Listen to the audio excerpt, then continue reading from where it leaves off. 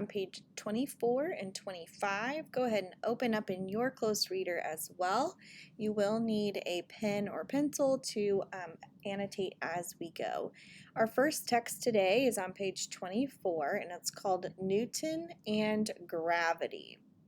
So before I even get started, a good reader is going to stop and look at those pictures and get your brain firing, thinking about the things that you already know about Newton and gravity. And maybe that's nothing, right? Maybe you're not sure about either of those words. If we look down here at the picture, I see that there is a drawing of a man and it looks pretty old. It looks like it's from a long time ago. And we learned, I'm connecting this in my brain, we learned that from primary sources that before they were able to take photographs or pictures of people, they would paint or draw people. And it looks like that's what's going on here. So my prediction is that this guy is pretty old.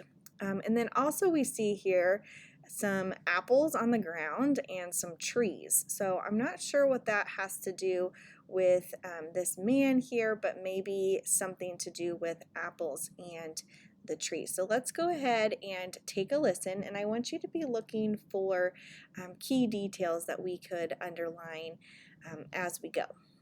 Reads 5 and 6. Remember to annotate as you read. Newton and gravity. Legend tells us that English scientist Isaac Newton once observed an apple falling from a tree. This led him to the idea that a force made the apple fall down. That force is called gravity. Gravitational pull keeps us on Earth instead of floating into space. Let's stop there just for a moment because that's pretty cool, right? He discovered gravity. He figured out that that's what made the apple fall down and that that's what keeps us from floating into space. Can you imagine for a moment a world without gravity, right? We would just be floating around. That would make your everyday activities really difficult. We would have to find new ways to do things. But because of the gravitational pull, we're able to then stay down. Now, gravity can be a good thing in that it keeps us on Earth, but it can also be a not so good thing, right? Because we can't keep things up in the air quite as long as we'd like to. So we are going to learn a little bit more, but before we do that, I want you to underline scientist Isaac Newton. That's our who in this text.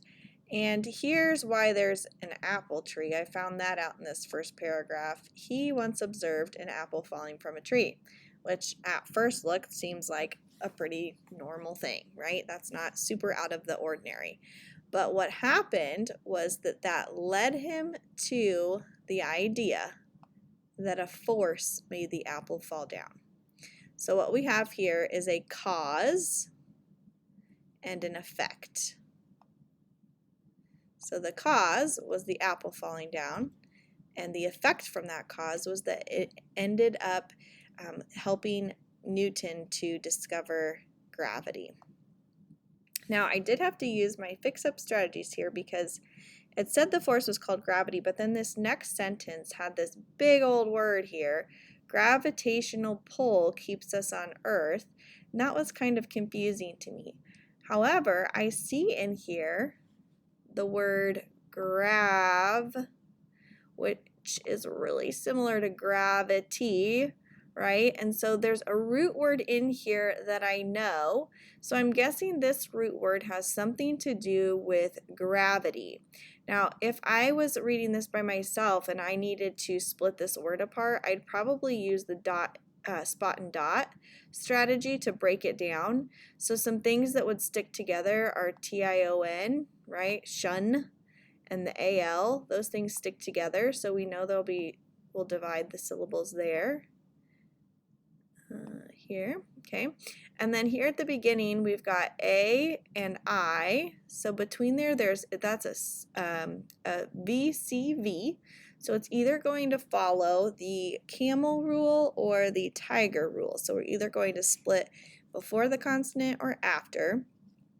And in this case, it's going to follow the camel rule, we're going to split after, because if I try this both ways, gravitational or gravitational, grav is correct. So I'm going to split it after the V, grav, and then I'm going to split it after the I, gravitational. Now, this one's a little bit tricky. We've got, again, we had an ITA in the middle there. So again, it's a VCV, a vowel consonant vowel. So it could either follow tiger or it could follow camel. Now this one does split here. So it technically follows the tiger. However, tiger would say that this is a long vowel and it's actually going to be a short I. And that's because this word has changed from gravity to gravitational. And so it's short because in this one we've got the ITY, right? And so we've got to split it there, and that makes it makes it a closed syllable. But in this one, we're actually going to push the T over with the A, and so the I is going to stay short, even though according to the rule, it would technically kind of be long. But in this case, it's a short I. So gravitational pull. And gravitational pull is the same thing as gravity, essentially. It's just that idea that the earth is pulling us back down to it, right? There's a force acting on us to keep our feet on the ground rather than just floating off into space. Okay, so let's keep reading this second paragraph here. When Newton was born in 1642, he was so small his mother said he would have fit inside a quart mug. As he grew in size, he grew in intelligence as well. Newton is regarded as one of the world's most important scientists. Okay, so a couple things here. We have our when. 1642 is when he was born. So I was correct in my prediction that he is very, very, very old, right? He lived a long time ago. And it gave us a little bit of background information that he was super small when he was born. Probably not one of our key details or something that we need to necessarily remember. However, he is regarded as one of the world's most important scientists. That's kind of a big deal, right? So I'm going to underline that so that that can be something that'll stick in my brain, is that that's a name I need to remember, right? I need to remember the name Newton because he is regarded as one of the world's most important scientists. All right, let's go ahead and move on to our second read. Our second read looks very different, one, because of the font, but two, it's also set up a little bit differently, and that's because this text is a diary entry. So we read some diary entries from people traveling in the Oregon Trail, and this is another diary entry. The title is An Exciting Day in San Francisco. So let's read to find out why this day was exciting. An exciting day in San Francisco. May 27th, 1937. Dear Diary, what an exciting day it has been. The shiny new Golden Gate Bridge opened here in San Francisco. Today, only pedestrians were allowed to cross. I went with Mama and Papa. The cost was 25 cents for each of us to walk across. Thousands of people, just like us, waited in line. The most exciting part of the day came when we saw our neighbors, Carmen and her sister Minnie Perez, wearing roller skates. They are the first people ever to skate across the bridge. Now they will be in history books. Yours truly, Charles. Okay, so let's take a look here.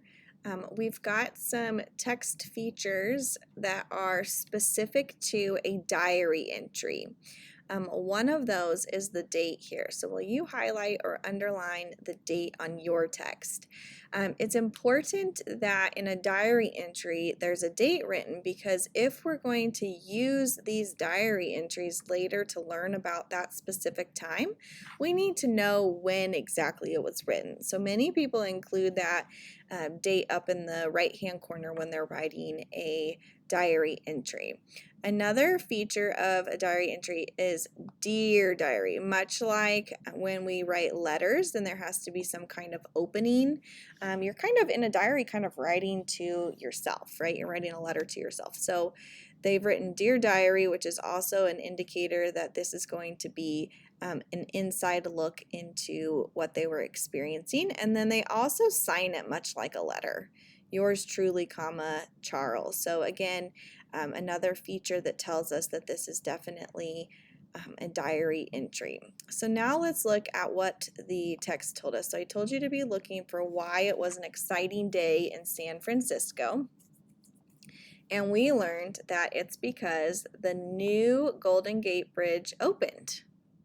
So you can see in the picture clue down here, this helps to clarify. You've probably seen this bridge before. It's often photographed because it's big and it's really pretty. And this was the day, May 27th, 1937. That was the day that it opened for the first time. It said only pedestrians were allowed to cross. So the first day, only pedestrians were allowed to cross. Pedestrians is not a word that we hear super often, so let's look to see if we can figure out what that word means by reading on and using our clues. I went with Mama and Papa. The cost was 25 cents for each of us to walk across. Thousands of people just like us waited in line. Okay, so Charles says that they had to pay money to walk across. So that helps us to clarify what a pedestrian is. A pedestrian is someone who is walking. So not car traffic, but traffic on foot is what a pedestrian is, someone who is walking. Okay, and let's go ahead and underline too. It costs 25 cents for them to do that. Pretty cool experience though, I'm sure.